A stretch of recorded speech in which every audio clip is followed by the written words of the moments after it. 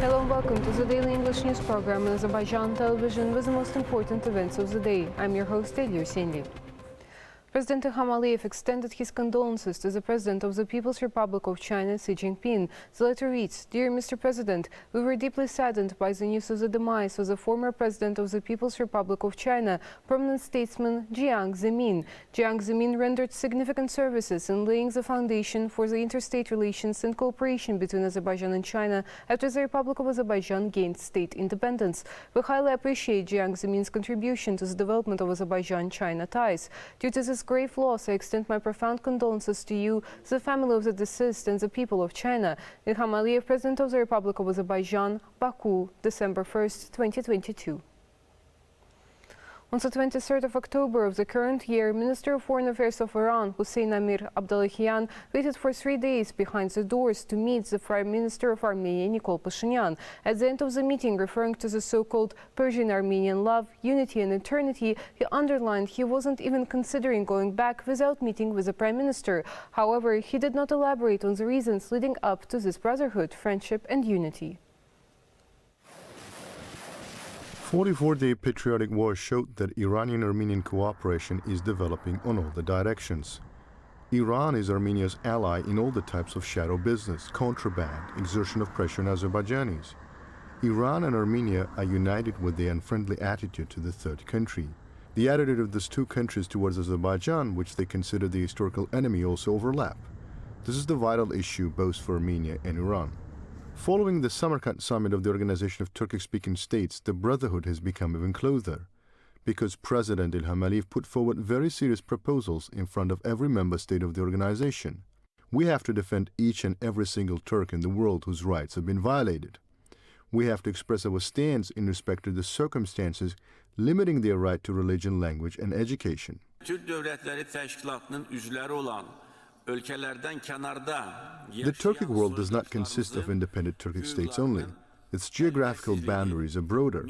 I believe that the time has come to permanently keep in mind within the framework of the organization issues such as preventing the assimilation and protecting the rights, security and national identity of our compatriots living beyond the countries that are members of the Organization of Turkic States. The young generation of the Turkic world should have the opportunity to study in their mother tongue in the countries of their residence. Unfortunately, the majority of the 40 million Azerbaijanis living outside Azerbaijan are deprived of these opportunities. Following the speech and the message, of course, Armenia and Iran are united with the single thing, antipathy and hatred towards Azerbaijan and Turks. However, even prior to that speech, this very hatred laid at the foundation of the Armenian-Iranian alliance.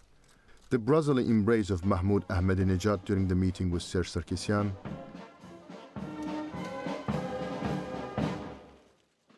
cooperation of Iran with Armenian lobby in the United States, the visit of the official representatives of Iran to Armenia during the course of the 44-day war, the consulate opened in Gafan, Iran received scientific technical support from Armenia and through Armenia from Russia for the development of its own nuclear program, Armenia together with France is a means to promote in perspective Iranian energy resources to the Western markets. Iran is also an accomplice of many moral terrorist and military crimes committed by Armenia in Karabakh. 2 years have passed since the liberation of Lachin. Lachin, which had been under occupation for 28 years, was finally liberated from occupation as a result of the victory won in the 44-day patriotic war in 2020.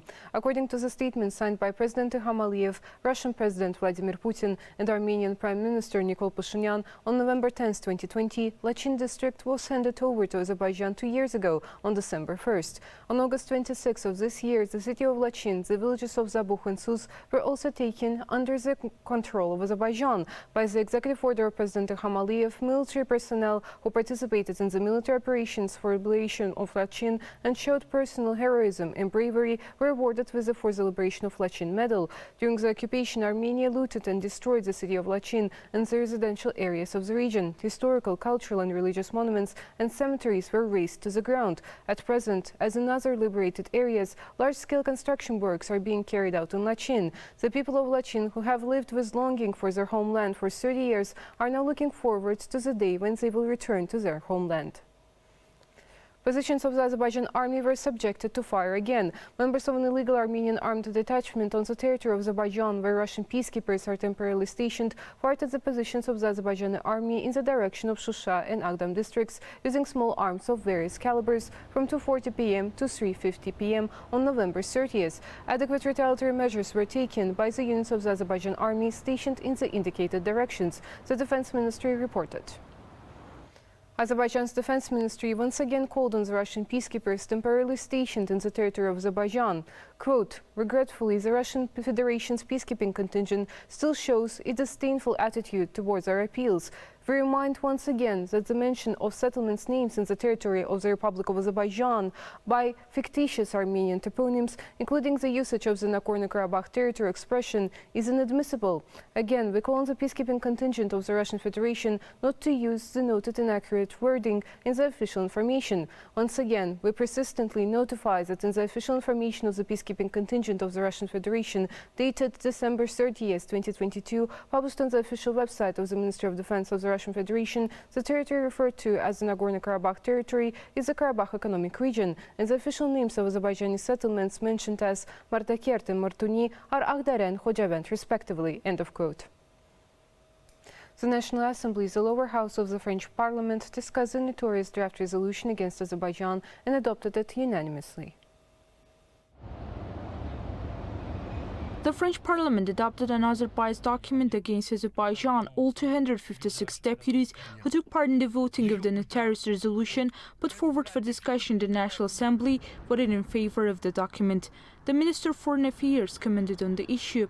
It was noted that the false and slanderous anti-Azerbaijan resolution adopted in the lower house of the French Parliament as another provocation by France against Azerbaijan, similar to the recent resolution adopted in the Senate.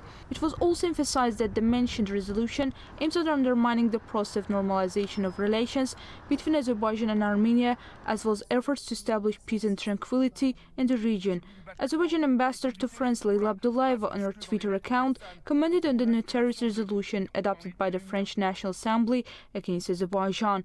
Quote, for the attention of the French National Assembly, for 30 years Armenia has occupied Azerbaijan territories, violated the fundamental rights of 1 million Azerbaijanis, perpetrated war crimes, devastated the region. You have remained silent. Now by speaking, you are hindering the peace. The post reads. It should be noted that some time ago, the French Senate took the same step and adopted a notorious draft resolution against Azerbaijan. Minister of Foreign Affairs of Azerbaijan, Ceyhun Bayramov, met with the Minister of Foreign Affairs of Turkey, Mevlut Çavuşoğlu, within the framework of the 29th meeting of the OSCE Ministerial Council held in Poland. Minister shared a tweet about it. Bilateral issues high on the agenda as well as future steps were discussed at the meeting. Always together, one nation, two states, Azerbaijan, Turkey, the tweet reads. That was all for the day. Thank you for being with us and see you next time.